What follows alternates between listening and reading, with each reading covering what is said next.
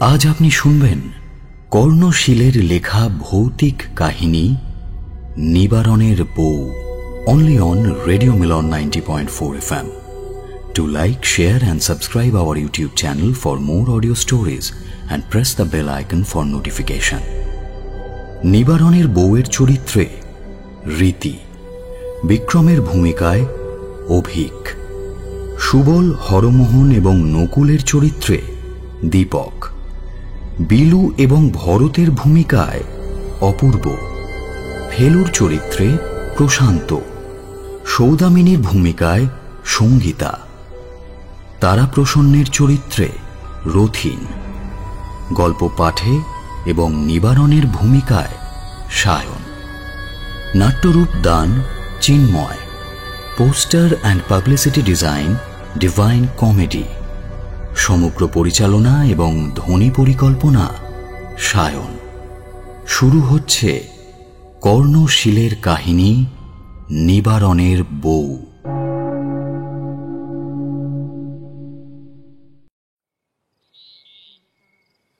সকালে মিঠে নরম রোদ উঠেছিল। সন্ধেবেলায় আজ মাঠের দিকে গিয়েছিলাম। মাঠে ধান হয়তো আছে, তবে এখন অন্ধকারে তা ঢাকা পড়ে গেছে। পুকুরগুলো সারি সারি ভেসে আছে তারার দিগন্ত জুড়ে। ছোট্ট বাঁশের মাচায় বসে আড্ডা মারছে পাড়ার ছেলে ছোকরার দল। এখানটায় একসময় একটা লিচু বাগান ছিল। বেশ ছোট ছোট লিচু হতো, কিছুটা টক মিষ্টি গোছের। টকের ভাগটাই বোধহয় বেশি ছিল, তাই বাগানের মালিক সেই বাগান সমূলে উচ্ছেদ করে অসময়ের ঢেঁড়স, ফুলকপি এইসব চাষ করছে। বেশ ভালো দাম পাওয়া যায় ভোরের বাজারে। 2-3টে সিগারেট শেষ করে খেয়াল করলাম আগের ছ্যাঁকা দেওয়া গরমটা এখন আর নেই। লাঙলের ফাল এড়িয়ে যাওয়া পুচকে ডোবার জল ছুঁয়ে এই আশ্বিনের সন্ধ্যায় কার বাতাসের আঙুল যেন চোখ ছুঁয়ে গেল। খুড়ো নিবারণ চক্রবর্তী বিড়িটা ধরিয়ে বলল, কি হে ভাইপোরা, সব দাঁড়ায় কেন? আসো মাথায় বসো। 3 কুলে খুড়োর কেউ নেই। 20 বিঘা মাঠের ধান, ফুলকপি, ঢেঁড়স সে একা একাই পাহারা দেয়। খুব অবাক লাগে মাঝে মাঝে। একটু আলো পেরিয়ে নিশ্ছিদ্র অন্ধকারে এলেই বুকটা কেমন যেন ভার হয়ে আসে। লোকটা কেমন একা একা রাতের পর রাত মেঠো পথের বাঁকে মাচায় বসেই কাটিয়ে দেয়। জিজ্ঞেস করলাম, তা খুড়োর কি বউ বাচ্চা থাকতে নেই? আরে সে আর থাকবো না কেন? বাংলাদেশে থাকতে 198 বিঘা জমি পুষ্করিণী ছিল। ঠাকুমা তেল গরম দিয়া ঠাকুরদারে কইতো নাই আইতে। ঠাকুর দাদায় সানের ঘাটে ডুব দিয়া গামছা দিয়াই জল থেকা এই কইরা আঙুলের মতো বড় বড় মাছ ধইরে আনতো। আহা, সে কি স্বাদ! কাঁচা লঙ্কা নুন তেল দিয়া মাইকা 2 বার মুখে দিয়াই 1 হাঁড়ি ভাত খাইবার যাইতো। তাহলে অমন দেশ ছেড়ে এলে কেন? আর দেশ সাইরা আইসি না ফিরা পাইছি তাই বুঝলাম না। ওরা কইল তোরা আমাগো না, আর এরাই কয় ভিড় বাড়াইস কেন। মরণও তো জুটল না, কি আর করুম। তারপর আরো অনেক এদিক ওদিকের পুরনো দিনের গল্প করে বেশ রাতে সেদিন বাড়ি ফিরলাম। খুড়োর কথায় গাটা এখনো ছমছম করছে। বেশ আগেকার ঘটনা। এই নিবারণ চক্রবর্তীর বয়স তখন কম। তার বউটা ছিল কানে কালা। সামনে থেকে আসা শব্দ যাও বা শুনতে পেত, পেছন থেকে আসা শব্দ একদমই শুনতে পেত না। সেদিনও বোধহয় এইরকমই আশ্বিনের কোনো একটা রাত। খাওয়া দাওয়ার পর নিবারণ বিছানায় এলিয়ে পড়ল। বউ ঘর নিকিয়ে পুকুর ঘাটে বাসনগুলো ধুতে গেছে। ক্লান্ত নিবারণ কিছুক্ষণের মধ্যেই ঘুমের কোলে ঢলে পড়ল। একটা পাতলা কুয়াশার চাদর পুকুরের ওপর থমকে আছে। পিটপিটে চোখে তারার দল ঘাপটি মেরে বসে আছে আকাশে। বাসনগুলো ধুয়ে ঘাটে দাঁড়াতে মনে হলো পাশের গাছগুলোর ওপর দিকের ডালপালা একটু কেমন যেন নড়ে উঠল। ঘুরে দাঁড়িয়ে নিবারণের বউ কিছু দেখতে পেল না। বনতুলসী আর শেওড়া গাছটা নিথর, শুধু দু একটা জোনাকির আলো এদিক ওদিক দেখা যাচ্ছে। পুকুর পাড় নির্জন। কাপড়টা তুলে পা ধোয়ার জন্য ঘুরে দাঁড়াতেই তার কাঁধে খুব নরম আলতো একটা ছোঁয়া অনুভব করল সে। একটা শীতল শিরশিরে স্রোত গা বেয়ে ছড়িয়ে পড়ল। বাতাসটা একটা মিঠে তামাক গন্ধে ভরে উঠেছে। মাথাটা ঝিমঝিম করে ঘুরে গেল হঠাৎ। তারা আর জোনাকিগুলো কেমন যেন একই রকম মনে হতে লাগলো। সকালে প্রায়ই নিবারণের বউ তার আগে ঘুম থেকে উঠে যায়। গোয়াল থেকে গরুগুলো বের করতে গিয়ে নিবারণ দেখে বউ পুকুরের দিক থেকে আসছে। হালকা অন্ধকার, পূব দিকটা ফর্সা হওয়া সবে শুরু হয়েছে। তার মধ্যে দু একটা পাখিও ডেকে উঠল। নিবারণের সামনে দিয়ে বউ হেঁটে ঘরে ঢুকল। তাকে যেন দেখেও দেখল না সে।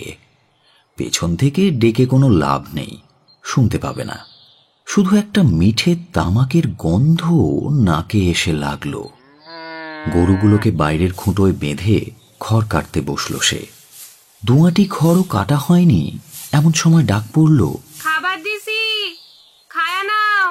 6 মাসের বিয়ে নিবারণের। এত মিষ্টি ডাক সে বউয়ের গলায় কোনোদিনই শোনেনি। খেতে বসে দেখে লুচি আর মিহি করে কাটা আলু ভাজা। ওপরটা বেশ মুচমুচে, ভেতরটা নরম। তার সাথে আবার মোহনভোগ। ওপরের কাজু বাদামগুলো আধখানা চাঁদের মতো ফুটে আছে। আরে বাপরে, সকাল সকাল এত খাবার!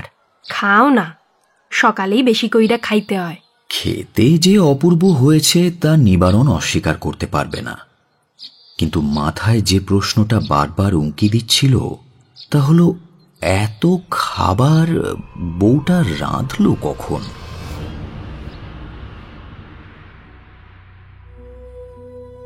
জমিদার তারাপ্রসন্নের জমি নিবারণের বাড়ির দুই দিকেই ছড়িয়ে আছে। উত্তরের আমবাগান আর দক্ষিণের ধানের জমির মাঝে বিঘা 6 জমি আর পুকুর নিবারণদের। এইটুকুর জন্য জমিদারের উত্তর দক্ষিণের জমি মিলতে গিয়েও কেমন যেন থমকে গেছে। বেশ কয়েকবার নিবারণের বাপ হরমোহনকে জমি বেচার জন্য অনুরোধ করে তারাপ্রসন্ন সম্পূর্ণ চুপ করে গিয়েছিলেন। হরমোহন প্রবীণ চাষী। জমিদারের এই আকস্মিক নীরবতা তার খুব একটা ভালো ঠেকেনি। নিবারণকে ডেকে একদিন সে বলল, নিবারণ, একটু সামলাইয়া থাকিস বাপ, গতিক্ষণ সুবিধা ঠেকছে না। কেন, কেউ আবার কিছু কইছে নাকি? না, কয় নাই, সেইটাই আরো ডরায়। কপালে ভাঁজ নিয়ে নত মুখে ঘরের মধ্যে বসেছিল নিবারণ। একটা মাত্র প্রদীপ ঘরের মধ্যে নিভু নিভু আলোয় টিমটিম করে জ্বলছে। রাতের কাজ সেরে বউ ঘরে এলো। দরজাটা বন্ধ করে নিবারণকে একবার সে দেখল। তারপর তক্তপোষের একপাশে বসে চুল আঁচড়াতে আঁচড়াতে বলল, চিন্তা কইরো না, সব ঠিক হইয়া যাইব। নিবারণ বিগত কয়েকদিন থেকে বউয়ের মধ্যে একটা খুব সূক্ষ্ম অথচ স্পষ্ট পরিবর্তন লক্ষ্য করেছিল। বোকা বোকা গুটিয়ে থাকা বউটা কেমন যেন হঠাৎ বেশ চালাক চতুর হয়ে উঠেছে। কাজকর্মেও বেশ চটপটে আর পটু। তার সাথে এসবের আলোচনা করা যেতেই পারে।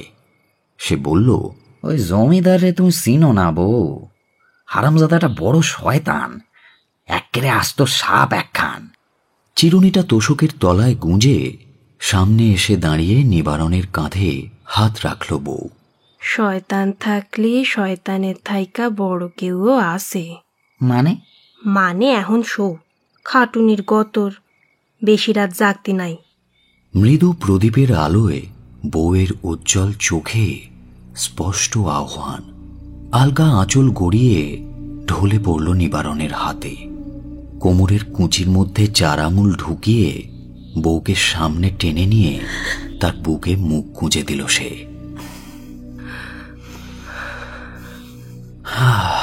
সেই গন্ধটা খুব হালকা, তবু নাক থেকে ব্রহ্মতালুতে পৌঁছে শটান বুকে নেমে আসে। কোমল বুকে ফোঁটা ফোঁটা ঘাম উত্তেজনায় ওঠানামা করছে। শরীরের সবকটা বাঁধন যেন খুলে গেল। হঠাৎই বেড়ে উঠল ঘরের উষ্ণতা। অসহ্য আনন্দে বউ ছটফট করে উঠল। দাঁড়াও, পিদিমটা নিভাও। থাও না। না, আলে লজ্জা করে। করুক, তোমার লজ্জা আমার খুব ভালো লাগে বউ। বালিশ ছাপিয়ে আলপনার মতো ছড়িয়ে আছে ঘন কালো এলোমেলো চুল। পাতায় জমাট বাঁধতে বাঁধতে শেষ হয়ে আসা আশ্বিনের 1 ফোঁটা গাঢ় শিশির টুপ করে গড়িয়ে পড়ল হেমন্তের পাক ধরা ধানের সোনালি দেহে। কেঁপে উঠল নরম বিরুৎ দেহ। যদিও সিপাই মিউটিনির সময় এদিকটায় তেমন উথাল পাথাল হয়নি, তবুও তারাপ্রসন্নের পূর্বপুরুষ জ্ঞানদা শঙ্কর কোন রকম ঝুঁকি নিতে চাননি। মাটি খুঁড়ে গর্ভগৃহ বানিয়ে যাবতীয় ধন সম্পদ লুকিয়ে ফেলেছিলেন তিনি। 1856-তে অযোধ্যা জয়ের মধ্য দিয়ে সত্যবিলোপ নীতি ধীরে ধীরে ভারতবর্ষের সর্বত্র ছড়িয়ে পড়ল। দেশীয় রাজা জমিদাররা হঠাৎ করেই নেমে এলেন সাধারণ মানুষের পর্যায়ে। এই অবস্থায় সম্পূর্ণ দিকবিদিক জ্ঞানশূন্য হয়ে পড়েছিলেন তারা। জ্ঞানদা শঙ্করের অতুল ঐশ্বর্য যে জায়গায় পোঁতা ছিল, তার ওপর তখন ফাঁকা মাঠ, আর একপাশে বিঘা কয়েক পুকুর। অজানা একটি পরিবারকে সেই জায়গায় নিয়ে এসে বসালেন তিনি। তারপর হঠাৎ একদিন রাতে সেই পরিবারের 3টি সন্তানের মধ্যে একটি অদৃশ্য হয়ে গেল। পুকুরে জাল ফেলে বনে বাদারে পাইক বরকন্দাজ পাঠিয়ে বিস্তর খোঁজাখুঁজি করলেন জ্ঞানদা শঙ্কর, কিন্তু খোঁজ পাওয়া গেল না। মানুষ ভুলে গিয়েছিল সেই পরিবারও।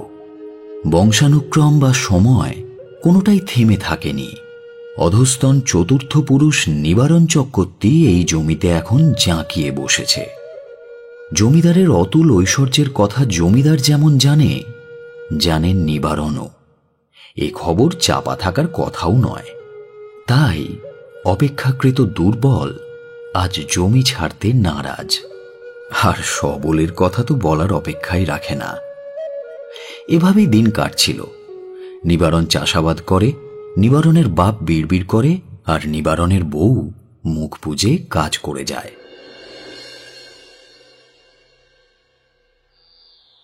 গ্রামের সবচেয়ে শান্ত ছেলে ফেলু আর বিলু, 2 ভাই। এতটাই শান্ত যে তাদের বাবা মাঝে মাঝে খেপে গিয়ে তাদের ঠেলে ঘর থেকে বের করে দেয়। আরে এই বিলু ফেলু, সারাদিন যে বইয়ে মুখ গুছে আছিস, আরে একটু তো লোকের কাছে ঢিল ঢিল মার, নয়তো কারো পুকুরে বৃত্তিপাত। বিলু দুজনের মধ্যে বড়। সে ভাইকে বলে, বাবা আমাদের আর ভালো থাকতে দেবে না রে ফেলু। যদি সত্যিটা জানতো, কোল যে মাথায় উঠে যেত। গোপন কথাটা হলো দুজনেই অসীম সাহসী, শক্তিশালী আর গাছ বাউনে। তবে আর 5টা ছেলের মতো ওই খুচরো আম চুরি মাছ চুরিতে তাদের খুব একটা টান নেই। তাদের নজর উঁচুতে। পাঠশালার মাস্টার বিক্রমকে ওরা গুরু বলে মানে।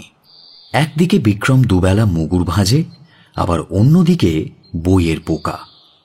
শিব মন্দিরের পেছনের চকচকে চাতালে ওদের আখড়া। 2 ভাইকে বিক্রম ডন বৈঠক দেওয়ায়, ফল ফলাদি খাওয়ায়, গাছগাছড়া চেনায়, আর নানা রকম বই পড়ার কথা বলে। বইটই যা পাবি পড়ে ফেলবি, আর পুরনো পুঁথি, তমসুক, দলিল যেগুলো দেখবি মরচে ধরা বা হলদে রঙের, একদম ছাড়বি না। এক মুঠো কাঁচা বাদাম মুখে ফেলে ফেলু বলল, বাবার সিন্ধুকে অনেক পুরনো বন্ধকি তমসুক আছে বিক্রমদা, ওগুলো বের করে আনবো? না, এখন নয়, সময় হোক বলবো। এখন যে বইগুলো আছে ওগুলোই পড়বি। জঙ্গল বুকটা পড়েছিস? হ্যাঁ। পড়ে কি বুঝলি? বাঘ এসে সবাইকে ভয় দেখাতো, মোগলি ভয় পেত না, তারপর নেকড়েরা ওকে রক্ষা করতো। এবার বিলুর দিকে তাকালো বিক্রম। সে একেবারে চুপ। বিক্রম উঠে দাঁড়িয়ে একটা কাশ গাছের গোড়া দাঁতের মধ্যে নিয়ে চিবোতে লাগলো। বলল, বড় হলে আরো ভালো করে বুঝবি, জন্মই শেষ কথা নয়। লালন পালনই মানুষকে মানুষ করে তোলে, হয় দাসত্ব করতে শেখায় বা রুখে দাঁড়াতে। সকালটা ভারী ভালো কাটে দু ভাইয়ের। চারিদিক চুপচাপ, গোলাপি লাল পদ্মরঙা আকাশ, দু একটা পাখি ডাকতে থাকে সবে। আকাশ আরেকটু সাদা হয়ে উঠলে বিক্রম তাদের ছেড়ে দেয়। স্নান সেরে ওরা পড়তে বসে। রবিবারের দুপুরগুলোতে ওদের গল্পের বই পড়তে হয় খুঁটিয়ে খুঁটিয়ে। বিক্রমদা ধরে ধরে জিজ্ঞাসা করে সবকিছু। দু ভাই বসে রাজকাহিনী পড়ছিল। হঠাৎ কানে এলো বাবার গলা। মিনমিনে সুরে বাবা কিছু একটা বলছে, আর আরেকটা গলা চাপা অথচ গম্ভীর, কিন্তু বেশ রাগী। সুবল, তোমার হাতে যখন ব্যাপারটা আছে কিছু করছো না কেন? তা কি করে হয় জমিদার মশাই, নিবারণের হাতে এখনো 4 মাস সময় আছে।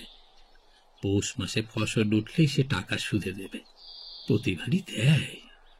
তার আগে টাকা দেওয়া যে ধর্ম বিরুদ্ধে হবে জমিদার মশাই। ফেলু বিলু দরজার ফাঁক দিয়ে উঁকি মারল।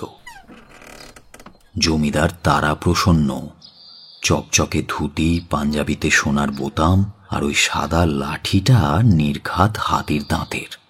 টকটকে ফর্সা মুখ উত্তেজনায় লাল হয়ে উঠেছে। সুদখোর মহাজনের কাছে ধর্মবোধের কথা শুনতে চাই না সুবল। তুমি কাজটা করবে কিনা বলো। আরে কঠিন তো কিছুই না।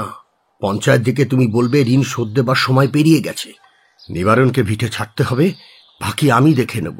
না জমিদার মশাই, আমি তা করতে পারবো না। শোনো সুবল, ডালহুসি সব নিয়ে নিলেও ডোমপাড়ার পাইকের দলটা আমার এখনো বেশ ডাগর। ছেলে বউ আছে, তোমার ব্যবসা রয়েছে, কেন বিপ্লবী সাজতে চাইছো?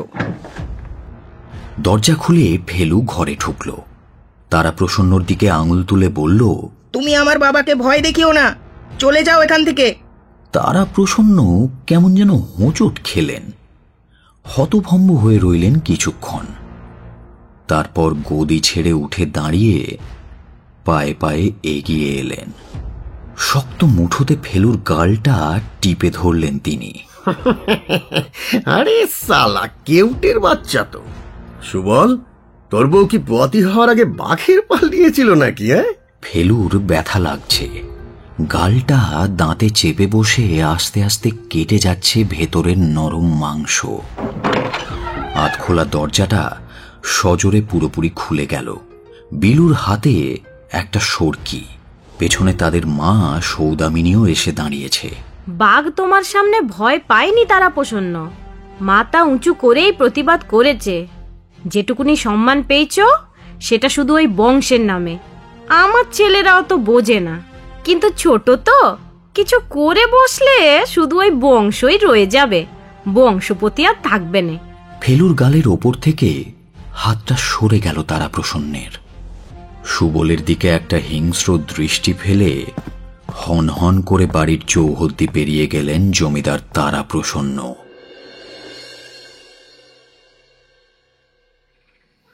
দুটো ছায়ামূর্তি পুকুরের উত্তর পাড় দিয়ে ঝাঁকড়া আম গাছটার নিচে এসে দাঁড়ালো। বাড়িটা এখান থেকে পূর্ব দিকে মোটামুটি ঠাহর করা যাচ্ছে। একটা কুঠুরিতে আলো জ্বলছে তখনও। জানালা দিয়ে তার আবছা একটা রেখা রঙ্গন গাছের পাতায় এসে পড়েছে। নকুল আর ভরত তারা প্রসন্নর পাইক। তারা এসেছে নিবারণের ঘরে আগুন দিতে। ভরতের বয়স কিছুটা কম। ব্যাপারটা তার খুব একটা ভালো ঠেকছে না। কোথায় যেন কিছু একটা অস্বস্তিকরভাবে বিঁধছে, কিন্তু কিছু করারও নেই। পেটের দায়। তাছাড়া তারা প্রসন্নকে সে খুব ভালো করে চেনে। কাজটা সে না করলে অন্য কেউ করবে। মাঝখান থেকে তার রুজিটা মারা যাবে। ঘর ধরে আগুন লাগানো এমন কিছু বিচিত্র ব্যাপার নয়। নকুল বহু পাপের পাপী, গুমখুন ঘরে আগুন দেওয়া, চাষি শ্রমিকের মেয়ে বউ তুলে আনা তার কাছে জল ভাত। কিন্তু আজ সে বড্ড চুপচাপ। পাটকাঠির মাথায় পাটের আঁশ আর ন্যাকড়া জড়াতে জড়াতে ভরত বলল, অখড়ো এত সুপ মাইরা বসে আছো যে? হ্যাঁ, কিছুক্ষণ ছাড়া ছাড়া নকুল চারিদিকটা চোখ বুলিয়ে দেখছিল। আলো আঁধারির মায়াবী পরিবেশ, মাঝে মাঝে টুকরো আলো চুইয়ে নেমে মাটির ওপর জমে আছে। চোখ কানটা খুইলা রাখ, আমি না হয় দিনকাল কাটাইয়া দিছি, কিন্তু তোর তো অনেক দেখা বাকি। কি কইলে? তারা প্রসন্নর কাল ঘনাই আইছে, নইলে যক্ষের ঘরে আগুন দেয়। শখের ঘর? কি গো খুড়ো? বাপ ঠাউদায় কইতো নিবারণের সাইড পুরুষ আগে জমিদার জ্ঞানদা শঙ্কর এই ঘরের এক পোয়ালারে মাটির নিচে যক্ষিণীর সামনে বলি দিছিল, তার নিজে টেহা পয়সা পাহারা দিতে। আর এই গর্তের উপরেই নিবারণের পরিবারে জায়গা দিছিল। তাইলে নিজেই বোঝ নিবারণের ঘর আসলে কার ঘর, কি এর ঘর। নিবারণের ঘরের আলোটা একবার দপ করে উঠল। সাধারণভাবে দপ করা নয়, কেউ যেন আগুনে এক মুঠো ধুনো ছিটিয়ে দিল। রঙ্গনের ঝোপটা নড়ে উঠল একটা দমকা হাওয়ায়। নকুল খপ করে ভরতের হাতটা চেপে ধরল। বনভূমির বুকের স্পন্দনের শব্দ যেন তার কানে আসছে। ঝিঁঝিগুলোরও বিরাম নেই। দু একটা পাতা ঝরে পড়ল। দক্ষিণের পুকুরের মাঝ বরাবর একটা বড় মাছ যেন ঘাই দিল। তারপর পুকুরের জলে মৃদু একটা শব্দ হতে লাগলো। কেউ যেন জল কেটে এগিয়ে আসছে। গাছটার পাশেই অন্ধকারে সেঁটে রইল ওরা। ভিজে স্যাঁতস্যাঁতে গন্ধটা নাকে লাগার সঙ্গে সঙ্গে ওদের চোখ কান আরো দ্বিগুণ সতর্ক হয়ে উঠল। কেউ একটা হেঁটে আসছে। হকড়ো, এত রাতে কে উঠা এসে জল থেকে? চুপ, রালইস না। ভেজা শাড়িটা হাঁটুর ওপর পর্যন্ত তুলে কোমরে গোঁজা, দুই বুকের ওপর দিয়ে ভেজা আঁচলটা কাঁধের ওপর পড়ে আছে। সুগভীর নাভি, চোখ দুটো আবছা আলো আঁধারিতে কেমন যেন চকচক করছে। ভেজা কাপড়ে কোমর দুলিয়ে হেঁটে বেড়াচ্ছে মেয়েটা। এত আগুন কার রে? আমার কাছে একটু আয় না। অনুকূল, আয় না আমার কাছে, আয়। কই রে ভরত, কই গেলি? হায়, আমার কাছে আয়। এক হাতে ভরতের মুখ, অন্য হাতে নিজের মুখ বন্ধ করে রেখেছে নকুল। মেয়েটা তাদের কেন্দ্র করেই ঘুরছে। নকুলের পায়ের পাতায় হঠাৎ কিসের যেন একটা ঠান্ডা ছোঁয়া লাগলো। সরসর করে চলে যাচ্ছে। পাটা ঝাড়া দিতে গিয়েই মুখ থেকে একটা চাপা চিৎকার বেরিয়ে এলো। পায়ের ওপরে ঠান্ডা স্পর্শটা আর নেই। নিশ্চিন্ত মনে নকুল মুখ তুলে তাকালো।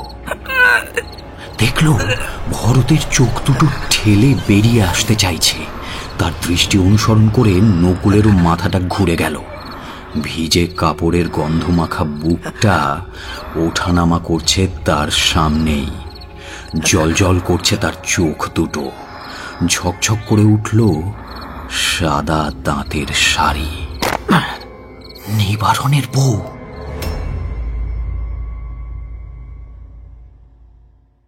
বউকে আদর করতে করতে নিবারণ টের পেল তার গাটা কেমন যেন ঠান্ডা হয়ে গেছে একদম।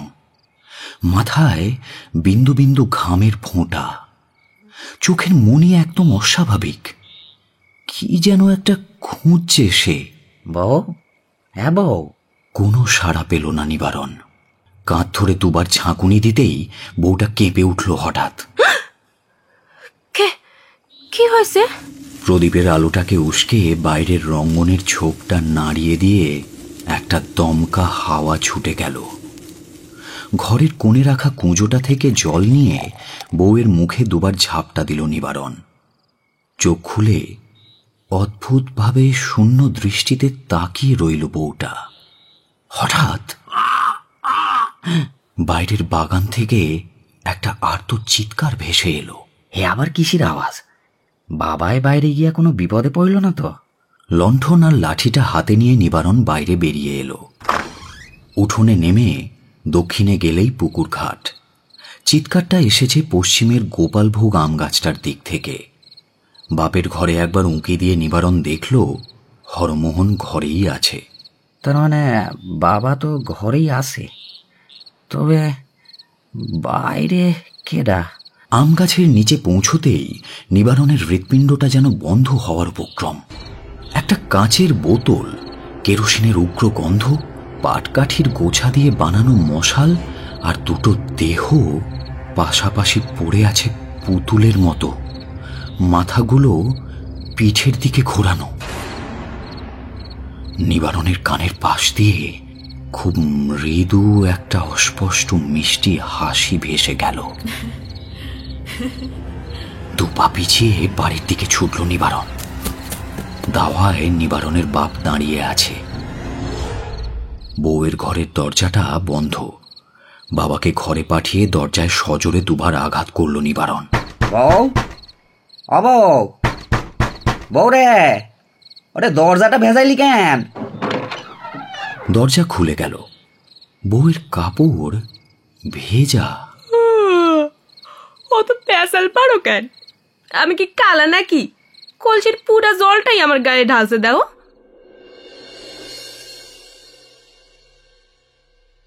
সর্বনাশ করেছে। এ তো ফার্সি। ম্যাপটা আছে বলে তাও রক্ষে। নিবারণের বন্ধকি দলিলটা দেখে বিক্রম কথাটা বলল। তারাপ্রসন্ন চলে যাওয়ার পর বাবা গুম মেরে বসেছিল অনেকক্ষণ। স্নানের বেলা বয়ে যায় দেখে সৌদামিনী তাগাদা দিচ্ছিল বারবার। শেষ পর্যন্ত নিবারণের দলিলটা ফেলে রেখেই স্নানে চলে গেল সুবল। আর তখনই কি একটা যেন চিন্তা করে ফেলু দলিলটা সরিয়ে ফেলল। বিলুও খুব একটা আপত্তি করল না। চিন্তা শুধু এটুকুই যে খুঁজে না পেলে বাবা খুব চিন্তায় পড়বে। ম্যাপটা শিব মন্দিরের চাতালে বসে বেশ খানিকটা সময় নিয়ে ঘুরিয়ে ফিরিয়ে দেখল বিক্রম। বিড়বিড় করে কি সব যেন বলল। তার ঘাড়ের ওপর দিয়ে বেশ কিছুক্ষণ মানচিত্রটা দেখেও বিলু ফেলু কিছুই বুঝতে পারল না। চল চল ওঠ। ফেলু আর বিলু ঝিমোচ্ছিল। বিক্রমের ডাকে সোজা হয়ে বসল তারা। তোরা সাঁতার দিতে পারবি? পারি তো। ওই রকম নয়, জলের তলায় বেশ কিছুক্ষণ ডুবে থাকতে হতে পারে। পারবি? দু ভাই এ ওর মুখ চাওয়াচাওয়ি করে। পারবো, দুদিন অভ্যেস করে নি তবে। হ্যাঁ হ্যাঁ, তাই ভালো, তাই কর। ভালো করে সর্ষের তেল মেখে ডুব সাঁতার দেই কদিন। যতটা পারিস গভীরে নামবি, আর উপরে ওঠার সময় যতটা পারিস আস্তে উঠবি। ভাববি দুমনি একটা পাথর তোদের পায়ে যেন বাঁধা আছে সেইভাবে। প্রয়োজন হয়তো হবে না, তবু সাবধানের মার নেই। ঠিক সময় কাজে লাগবে। ব্যাপারটা একটু বুঝিয়ে বলবে মাস্টার মশাই? আমার তো মাথায় কিছুই ঢোকেনি। বুঝেছিস ঠিকই, শুধু ঘটনাগুলো মেলাতে পারছিস না। আবার হেয়ালি। আচ্ছা তোরা বল, নিবারণের দলিলটা তোরা চুরি করতে গেলি কেন? ও তো সাবধান হওয়ার জন্য। তারাপ্রসন্নের পোষা চোর গুন্ডারা যদি হাতানোর চেষ্টা করে কিছুই খুঁজে পাবে না। সাব্বাস। আচ্ছা এবার বলতো, এমন কি আছে নিবারণের ওই বিঘে ছয়েক জমিতে যার জন্য কয়েকশো বিঘার মালিক তারাপ্রসন্ন এভাবে উঠে পড়ে লেগেছে? আর নিবারণই বা মৃত্যু নিশ্চিত জেনেও টাকা করে লোভ উপেক্ষা করে ওই রকম মাটি কামড়ে পড়ে আছে কেন? এই কথাটা তো তাদের মাথায় খেলেনি। জিজ্ঞাসু চোখে তারা বিক্রমের দিকে তাকালো। বিক্রম ম্যাপটা ওদের সামনে মেলে ধরল। আচ্ছা এবার ভালো করে দেখ, এই হচ্ছে নিবারণের জমি, দক্ষিণে পুকুর, আর উত্তরের আমবাগানের সীমানা ওই মন্দিরের লাগোয়া। যে কোনো গ্রাম বা শহরে জমিদার বা রাজাই মন্দির স্থাপন করেন গ্রামের মাঝে বা জনপদের কাছাকাছি। রাজবাড়ির লাগোয়াও করেন অনেকে। জমিদার জ্ঞানদা শঙ্কর কি করতে জমিদার বাড়ি থেকে এত দূরে মন্দির তৈরি করলেন? আর তার পাশের জমিতেই একটা উদ্বাস্তু পরিবারকে বসালেন। কেন? তবে কি জমিদার জ্ঞানদা শঙ্করের যাবতীয় ধনসম্পত্তি ওই নিবারণ দাদার বাড়ির নিচে? একদম ঠিক ধরেছিস। আর তার প্রবেশ পথ হচ্ছে ওই শিব মন্দিরের গর্ভগৃহ। খুব সম্ভবত ওই গর্ভগৃহ থেকেই কোনো সুড়ঙ্গ পথ নিবারণের পুকুরের নিচ পর্যন্ত গেছে। আমরা তো গর্ভগৃহে কতবার নেমেছি, কই কোনো পথ তো দেখিনি। বিক্রম কিছুক্ষণ চুপ করে থাকে, তারপর অন্যমনস্কভাবে বলে, আছে তো বটেই, সত্যিটা হলো আমরা খুঁজে পাইনি। তারপর হঠাৎই উঠে দাঁড়ায় সে। চল বাড়ির দিকে চল, বাড়িতে গিয়ে ঠান্ডা মাথায় খুঁটিয়ে দেখতে হবে। কলকাতায় পড়ার সময় বিক্রম একটা পেট্রোম্যাক্স কিনেছিল। জার্মান কারিগরির সত্যিই জবাব নেই। বেশ রাতে খাবার পর আলোটা উস্কে ম্যাপটা খুলে বসল সে। দলিলের বয়ান ঠিক বোঝার উপায় নেই, আদ্যপান্ত ফার্সি। হঠাৎ লাইনের একটা জায়গায় তার চোখ আটকে গেল। একটা শব্দ একটু মোটা কালিতে লেখা। অন্যান্য অক্ষরমালার মধ্যে সেটা স্পষ্ট আলাদা করে বোঝা যাচ্ছে। অনেকটা এই রকম দেখতে জিনিসটা। বিক্রম একটু চিন্তায় পড়ে গেল। জানার কি কোনো উপায় নেই শব্দটা কি? মন্দির সংলগ্ন নিবারণের জমি পুকুরের চৌহদ্দি সুস্পষ্ট। গ্রামের ওই দেবালয় যে সিপাহী বা ডাকাতদের চোখে ধুলো দেওয়ার জন্য, তাও বোঝা যাচ্ছে। আর গুপ্তধনের অস্তিত্বের সবচেয়ে বড় প্রমাণ নিবারণের এক উত্তর পুরুষের বাল্যকালেই হারিয়ে যাওয়ার ঘটনা। হয়তো কুসংস্কারাচ্ছন্ন নৃশংস জমিদারের শিকার হয়েছিল ওই হতভাগা। এখন হয়তো জগ হয়ে সেই অভিশপ্ত সম্পদ পাহারা দিচ্ছে। একটা ক্ষীণ আর্তনাদ তার কানে এলো। খুব একটা দীর্ঘস্থায়ী নয়, কিন্তু শব্দটা হলো। একবার চিৎকার করেই যেন থেমে গেল। হঠাৎ একটা দমকা হাওয়া বয়ে গেল। কয়েকটা রাত জাগা কুকুর চিৎকার করে উঠেই থেমে গেল। দিন পাঁচেক পরে গড়িয়ে পড়া দুপুরে বিশহরী বটতলায় পঞ্চায়েত বসেছে। ভরত আর নকুলের মৃত্যুতে নিবারণের বিরুদ্ধে পঞ্চায়েতে নালিশ জানিয়েছেন জমিদার তারাপ্রসন্ন। তারাপ্রসন্নের গলা সবার গুঞ্জনের ওপর দিয়ে শোনা যাচ্ছে। হাত নেড়ে নেড়ে পঞ্চায়েতের উদ্দেশ্যে তিনি বলছেন, আপনাদের বিচার আমি মানি না। নিবারণের জমির মধ্যে আমার দুই নিরীহ প্রজা খুন হয়েছে। প্রমাণ থাক বা না থাক, নিবারণই দোষী। পঞ্চায়েত যদি ওকে গ্রাম ছাড়া না করেন, আমি নিজেই ব্যবস্থা করব। মোড়ল শিবপ্রসাদ গম্ভীর মানুষ, মাথা নেড়ে বললেন, না না না না না, সে তো অবিচার হবে। নিরীহ একটা ছেলেকে ঘর ছাড়া করার কথা পঞ্চায়েত ভাবতেও পারে না। গ্রামবাসীরাও এতে সায় দেবে বলে মনে হয় না। বাকি মোড়লরাও সায় দিলেন শিবপ্রসাদের কথায়। একটা মৃদু গুঞ্জন উঠল। বেশিরভাগ গ্রামবাসী নিবারণের পক্ষে। তারাপ্রসন্নের চোখ লাল হয়ে উঠেছে। ঠিক আছে, তবে তাই হোক। দেখি কে বেশি শক্তিশালী। আই কুমুদ, হয়তো। ভিড় ঠেলে ভয়ঙ্কর চেহারার কুমুদ সর্দার ভেতরে প্রবেশ করল। হাতে চকচকে রামদা আর লাঠি, গাঁটে গাঁটে পেতল দিয়ে বাঁধানো, সঙ্গে আরো জনা 25 লেঠেল। পরন্ত সূর্যের আলোয় নিবারণকে ধাক্কা দিতে দিতে নিয়ে চলল জমিদার বাড়ির দিকে। নিরুপায় সর্বহারার মতো বসে রইল নিবারণের বাপ। আর লোকচক্ষুর আড়ালে মাথা ঘুরে পড়ে গেল নিবারণের বউ।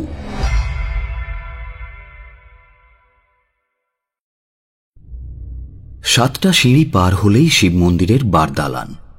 সন্ধ্যা তখনও ঘনিয়ে আসেনি। নিবারণের জমির দলিল কাল সকালের মধ্যে তারাপ্রসন্নের হাতে তুলে না দিলে কি হবে, সেটা ভেবেই কাঁটা দিল বিক্রমের গায়ে। ফেলু বিলু খালি গায়ে ধুতি মালকোঁচা মেরে গায়ে জবজবে করে তেল মেখে এসেছে। অব্যবহারের ফলে শিবলিঙ্গের মাথায় জমেছে ধুলো। প্রদীপের আলোয় ঘরটা আধো আলো আধো আবছা। ঝুল জমে আছে কোণে কোণে। দুটো বাদুড় শব্দ করে উড়ে গেল।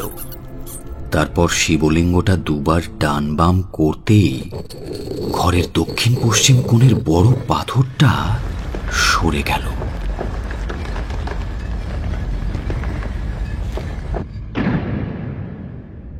কয়েক ধাপ সিঁড়ি নিচে নেমে গেছে। গর্ভগৃহের আকার ষড়ভুজের মতো।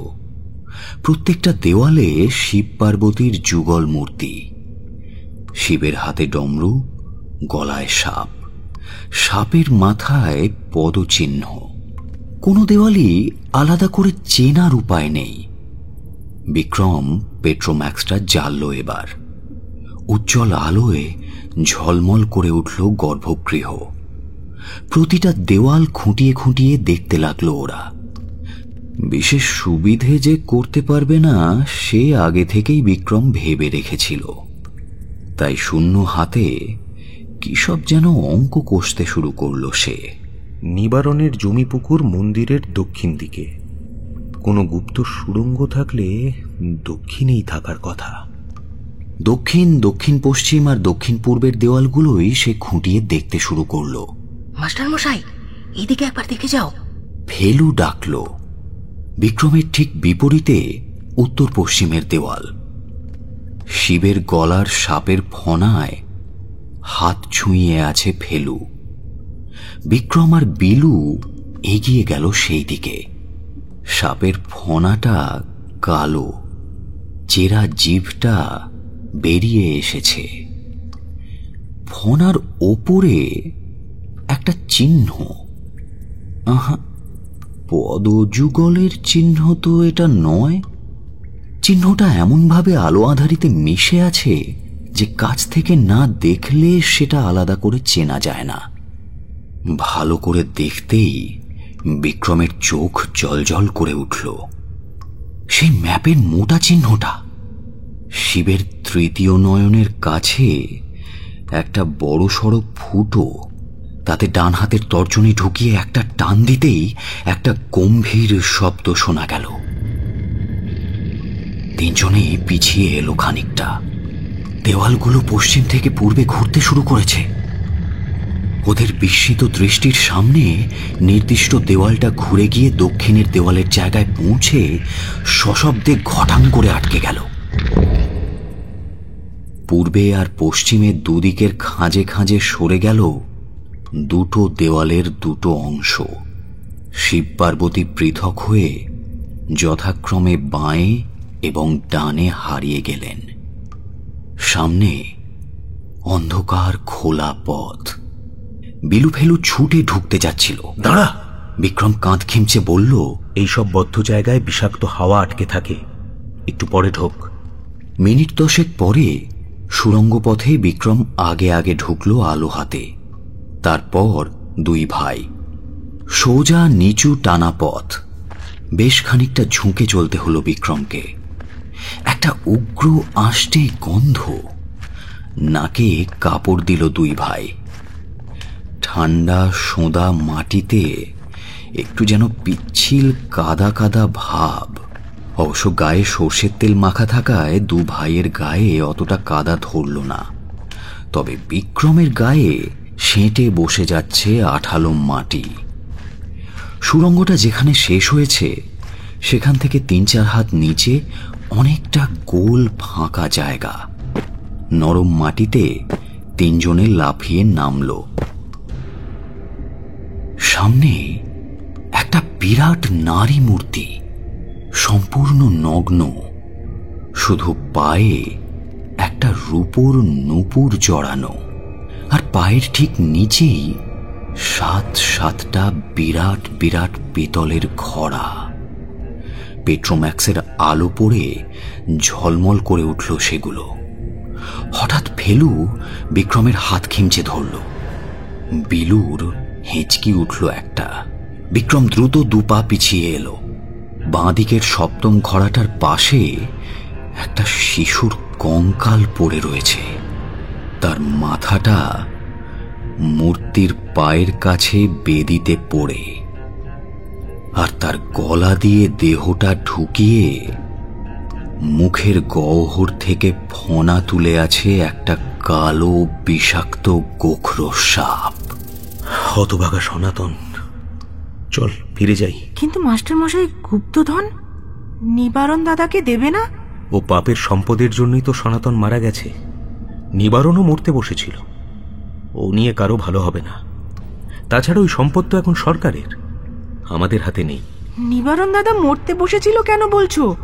এখনো তো মৃত্যু মুখেই। ওই দলিল হাতে পেলেই গুপ্তধনের সন্ধান সব জেনে ফেলবে, তখন সব শেষ হয়ে যাবে। হবে না, নিবারণের মৃত্যু এ যাত্রায় হবে না। চল জমিদার বাড়ি যাই। ভয়াবহ মূর্তিটার সামনে গিয়ে বিক্রম সাবধানে নূপুরটা খুলে আনল। দ্বিধাগ্রস্ত মনে বিক্রমের পিছু পিছু মাটির নিচের ঘর থেকে বেরিয়ে এলো বিলু আর ফেলু। অন্ধকারে নিজের আভিজাত্যের ভয়ঙ্কর গর্জন ছাড়ল রাজকীয় সরীসৃপ।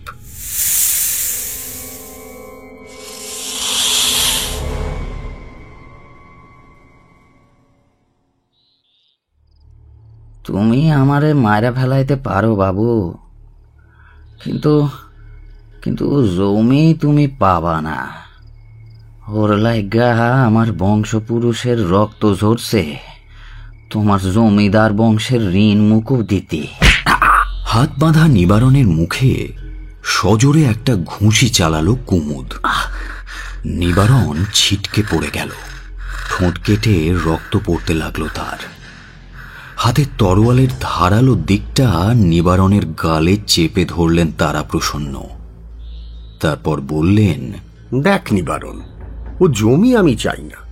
তোর দলিলে আমার সম্পদের সন্ধান আছে, সেটা পেলেই আমি খুশি। তাও তুমি পাবা না, ও ধন এমন সরকার বাহাদুরের। হাতের তলোয়ারটা শূন্যে ঝলসে উঠল নিবারণের গলা লক্ষ্য করে নেমে আসার জন্য, কিন্তু আশ্চর্য, তা আর নামল না। তারাপ্রসন্নের হাত যেন শূন্য থেকে কেউ টেনে ধরেছে। প্রবল শক্তি প্রয়োগ করেও হাত নামাতে পারলেন না তিনি। তার চোখ দুটো ঠেলে বেরিয়ে আসতে চাইছে, গলার শিরাগুলো ফুলে উঠেছে। কুমুদ এবং অন্যান্য লেঠেলরা ছুটে এলো তাকে সাহায্য করার জন্য। হঠাৎ সমস্ত আলো যেন দমকা বাতাসে কেঁপে উঠল। ঘরের মধ্যে একটা বাতাসের ঘূর্ণি প্রবেশ করেছে, আর তারপরই দেখা গেল একটা মূর্তি। ভিজে সপসপে শাড়ি গায়ে লেপটে দাঁড়িয়ে আছে সে। বউ, তুই এইখানে আইসস কেন? পালা পালা, শিগগির পালা। নিবারণের দিকে তাকিয়ে পরম মায়ায় হাসল বউ। চোখের দৃষ্টিতে বুঝিয়ে দিল নিবারণের আর কোনো ভয় নেই। তারপর তার দৃষ্টি ঘুরে গেল তারাপ্রসন্নের দিকে। ঝকঝকে সাদা দাঁত ঝলমল করে উঠল, বেজে উঠল এক পায়ের নূপুর। কুমুদের ঘাটটা অবলীলায় বউ বাঁ হাতে ধরে ঘুরিয়ে দিল সম্পূর্ণ উল্টো দিকে। কাটা কলা গাছের মতো লুটিয়ে পড়ল সে। তারাপ্রসন্নের দু চোখ ফেটে বেরিয়ে আসতে চাইছে। তুই তুই ফিরলি কোথা থেকে? তুই লম্বা হাতটা বাড়িয়ে তারাপ্রসন্নকে কাছে টেনে নিল বউ। ঠোঁটে ঠোঁট লাগিয়ে শুষে নিতে লাগলো সব।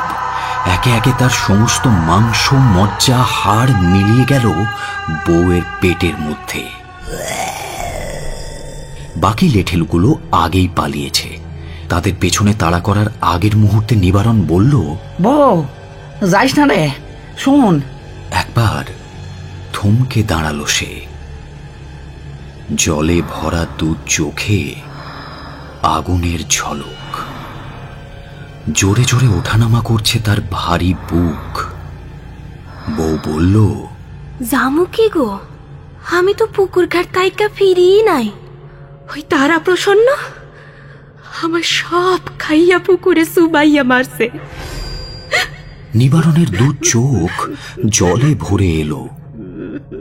বিক্রম দরজার কাছে এসে দাঁড়িয়েছে। লাল দু চোখে নিবারণের বউ বিক্রমের দিকে তাকাতেই 'সে হাতের নুপুরটা এগিয়ে দিল বউয়ের দিকে।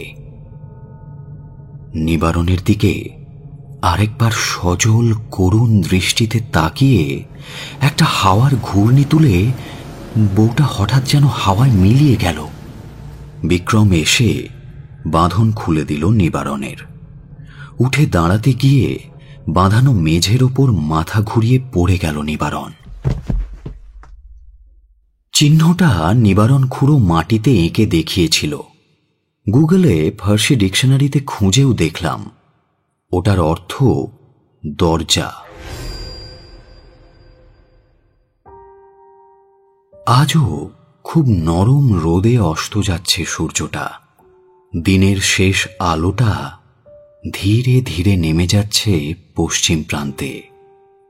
আস্তে আস্তে সন্ধ্যার অন্ধকার ঢলে পড়বে খোলা মাঠের বুকে। নিবারণ খুঁড়োর মাচায় ভেজা ভেজা শিশিরের রাত আসবে। নিবারণ খুঁড়ো ভালোই থাকবে। ঝুমঝুম শব্দ তুলে কালকেও যে তার চারিদিকে ঘুরে বেড়াচ্ছিল, সে হয়তো কোনো কীটপতঙ্গ বা সরীসৃপ নয়, সে নিবারণের বউ।